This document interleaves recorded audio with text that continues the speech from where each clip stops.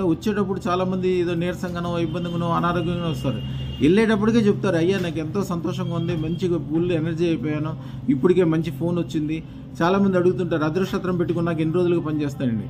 అదృష్టరత్నం పెట్టుకున్నాక ఎన్ని రోజులకు పనిచేయడం కాను, అదృష్టరత్నం పని చేస్తేనే మీరు పెట్టుకోగలరు. అంటే మీరు ఇక్కడికి వచ్చారంటేనే అదృష్టరత్నం మీకు పనిచేస్తుందని అర్థం.